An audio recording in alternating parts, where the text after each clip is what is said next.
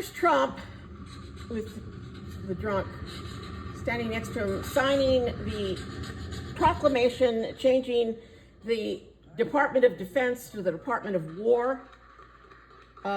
This dude and this other dude, I'll show a picture of him, are probably the two dumbest men in the history of history because they know nothing about the accomplishments of the United States and the Department of Defense. So they want to change the name, and Congress still has to approve, to the Department of War. So Pegseth would be the Secretary of War.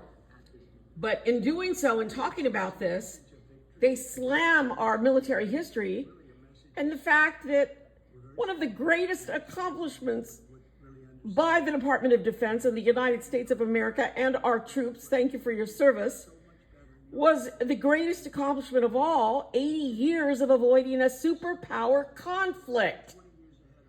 And it's because he doesn't read. And the other dude doesn't read. And they don't know anything about history or anything about our military success. So here you go. Department of War. Here's some headlines. Boom. Here are some wise words from former Defense Secretary, former CIA Director, former Congressman from the Bay Area, whom I've covered, Leon Panetta. Obviously, the president likes to change names, and I understand that. But most important thing is action. It really isn't changing the name of the Pentagon.